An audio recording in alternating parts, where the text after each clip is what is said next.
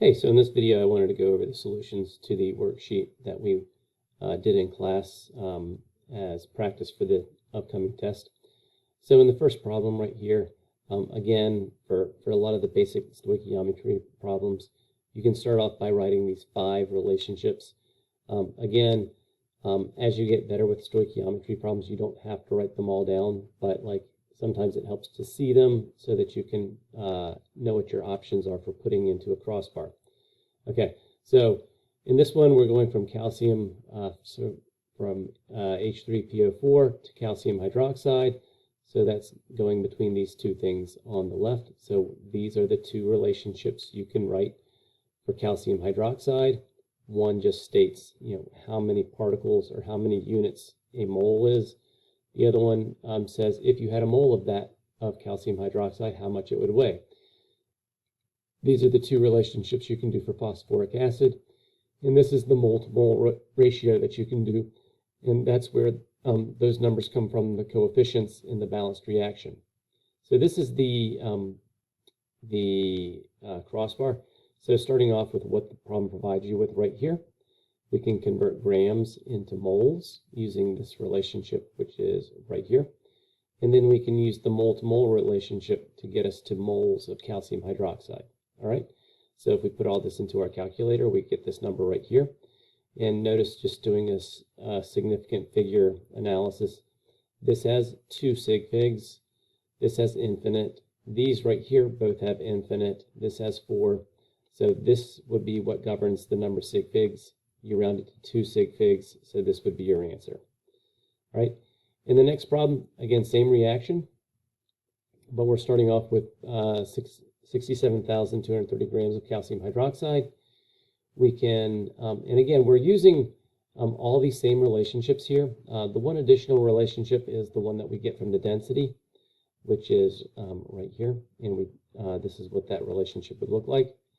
Okay, so again, first converting to moles of calcium hydroxide using this, then using the mole-to-mole ratio. All right, remember, whenever you're doing a problem where you're going from one chemical to another, you know you're going to use that mole-to-mole ratio. So try to get there as fast as possible. All right, then you're going to convert that to grams using this relationship, then converting that to milliliters using the density relationship. And finally, this last one, and the purpose of this one is to go from milliliters to liters of phosphoric acid. All right, taking a look at all these numbers, this is going to be the number that has the fewest number of sig figs. And there's 3 sig figs in that, so we're going to round this to 3 sig figs.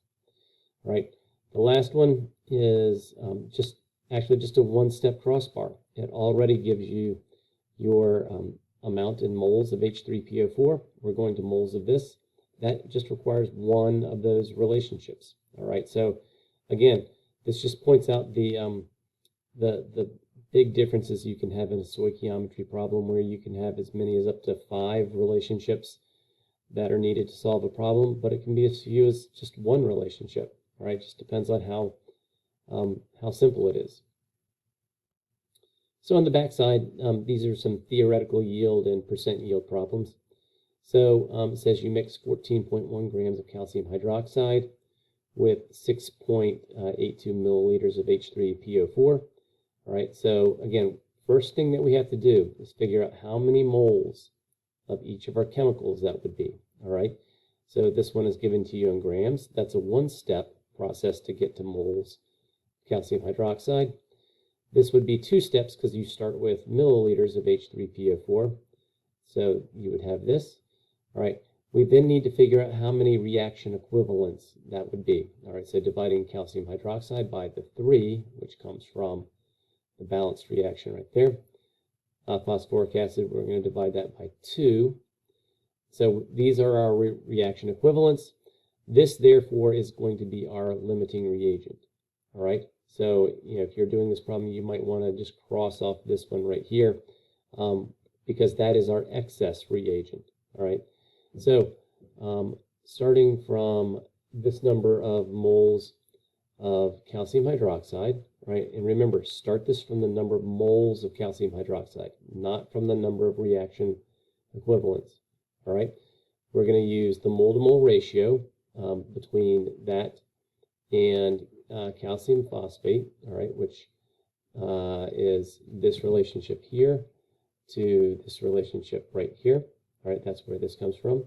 And then converting that into grams using this relationship. And again, I haven't written down these relationships, but again, hopefully you realize you just get that from this molar mass, which is shown right here. All right, in doing that, we are going to do all right. We are going to then round that to 3 significant figures because we have 3 sig figs in this right here. That's then going to be our theoretical yield. All right. So our the problem gives us our actual yield, which is right here. So that's our actual yield. And so we're then going to calculate our percent yield, which is just our actual yield divided by our theoretical yield. Again, you can think of this as what you did make compared to what you could have made. And then you're just going to multiply that by 100%. And so we get 38.6% yield. All right. In the next problem, it's another percent yield problem. It just starts you with different amounts. All right. So in this one for H3PO4, in the above problem, it gave you the amount in terms of milliliters. So it told you the volume of it. In this one, it's going to tell you the amount in terms of grams. All right. So that's why this is just a one-step crossbar. All right. The for the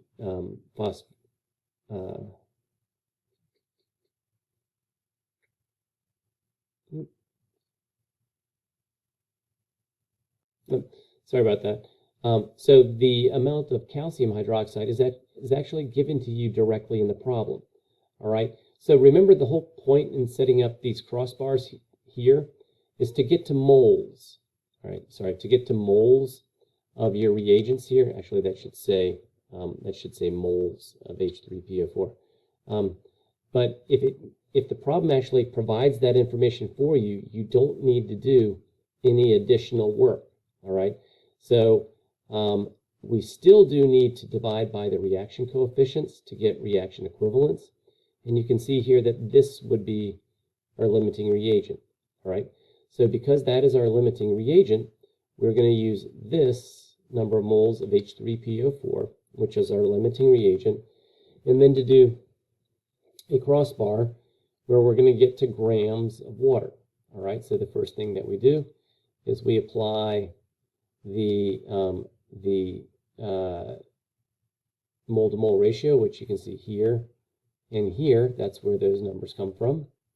All right, and then we use this relationship to convert to grams of water. All right, that gives us this number of grams of water.